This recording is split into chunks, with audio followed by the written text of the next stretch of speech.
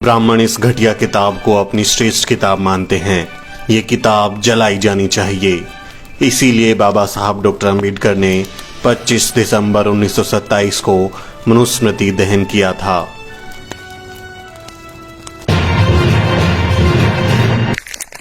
मनुस्मृति में शूद्रों के लिए क्या क्या घटिया बातें लिखी हैं।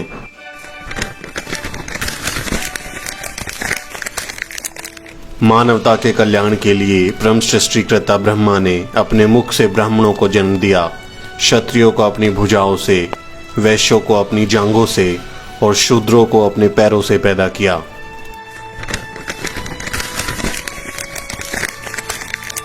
भगवान ने कहा है कि एक शूद्र का कर्तव्य है कि ऊपरी वर्णों की श्रद्धा पूर्वक सेवा करे। उसका यही धर्म है।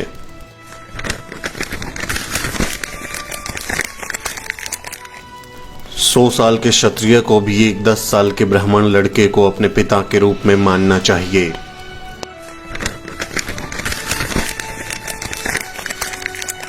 ब्राह्मण को भोजन के लिए कभी भी अन्य वर्णों के व्यक्तियों को आमंत्रित नहीं करना चाहिए। अगर कोई ब्राह्मण से भोजन मांगता है तो ब्राह्मण कुछ बचा खुचा दे सकता है, लेकिन वो भी उसके नौकर घर के बाहर देंगे।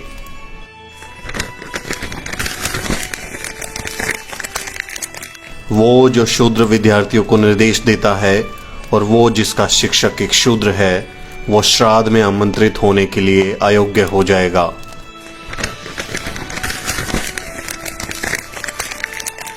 एक शूद्र शिक्षा प्राप्त करने के लिए अयोग्य है। ऊपरी वर्ण शूद्र को शिक्षा या सलाह ना दें।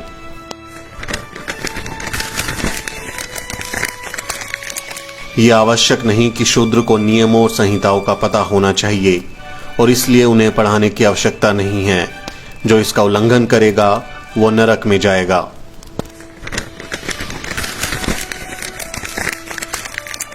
एक ब्राह्मण को ऐसे देश में न रहने दें जहां शासक शूद्र हो।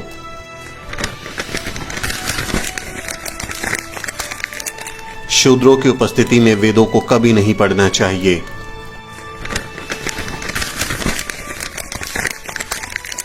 जिस देश में ब्राह्मण नहीं है, जहां ब्राह्मण खुश नहीं है, वो देश तबाह हो जाएगा।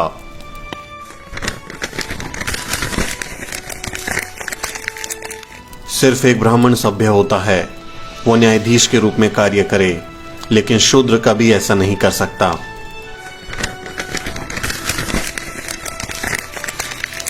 एक राजा जिसके साम्राज्य में एक शूद्र कानून का पालन कराए, वो साम्राज्य दलदल में गाय की तरह डूब जाएगा।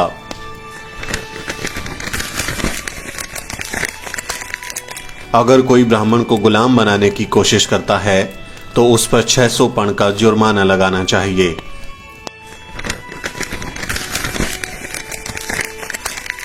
एक ब्राह्मण शूद्र को किसी वेतन के बिना सेवा करने का आदेश दे सकता है, क्योंकि ब्राह्मणों की सेवा करने के लिए ही ब्रह्मा ने शूद्र को बनाया है।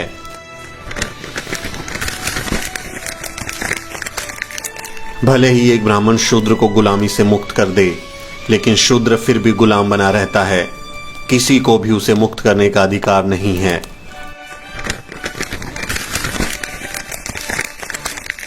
एक शूद्र जो द्विज व्यक्ति का अपमान करता है, उसकी जीभ कटेगी, क्योंकि वो नीच है।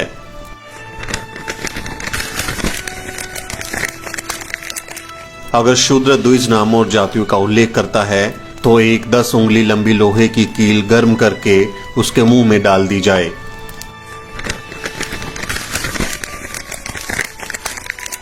यदि कोई शूद्र घमंड से ब्राह्मणों को धर्म का उपदेश देता है तो राजा उसके मुंह और कानों में जलता हुआ तेल डलवा दे।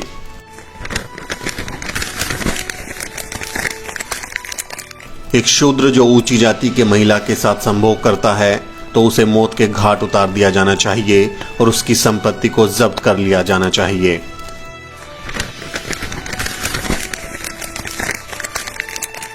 एक ब्राह्मण शूद्र को बाध्य कर सकता है, चाहे वो खरीदा गया हो या बिना काम किया हुआ हो।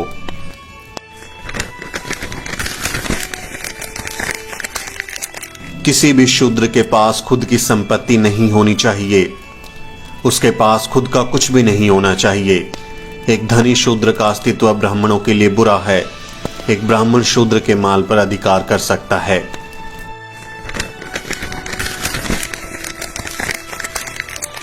एक ब्राह्मण बिना किसी हिचकिचाहट के शूद्र की संपत्ति जब्त कर सकता है।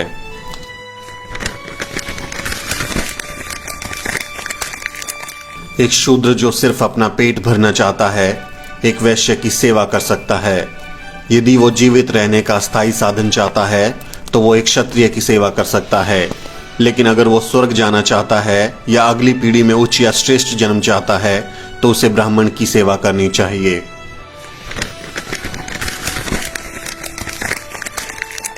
एक शूद्र का सबसे पवित्र कर्तव्य ब्राह्मणों की सेवा करना है। हमेशा ब्राह्मण शब्दों का अत्यंत भक्ति के साथ पाठ करना चाहिए। ऐसे शूद्र को मोक्ष मिलेगा, अन्यथा वो बहुत बुरी मौत मर जाएगा और सबसे बुरे नरक में जाएगा।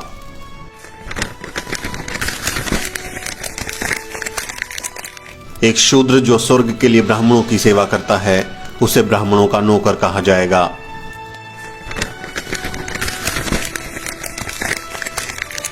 शूद्रों का सबसे बड़ा काम सिर्फ ब्राह्मणों की सेवा करना है। इसके अलावा वो जो भी कुछ करेगा उसे उसका कोई फल नहीं मिलेगा।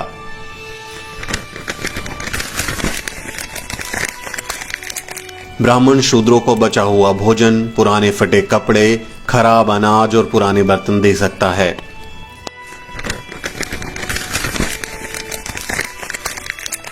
शूद्र जरा सा भी धन संग्रह नहीं कर सकता, भले ही उसके पास इसे बनाने की शक्ति हो, क्योंकि एक अमीर आदमी गर्व करता है जिससे ब्राह्मणों को दर्द होता है।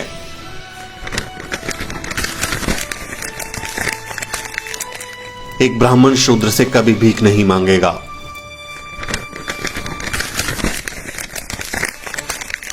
शूद्र किसी अन्य वर्ण में शादी नहीं कर सकता।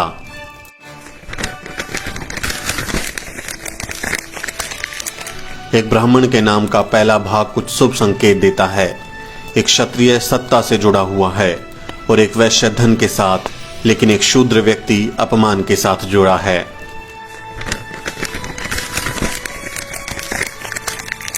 एक ब्राह्मण के नाम का दूसरा भाग क्षत्रिय का एक शब्द सुख देने वाला शब्द होता है, जो वैश्य की रक्षा करने वाला और शूद्र की अभिव्यक्ति निरूपण सेवा का शब्द व्यक्त करने वाला होता है।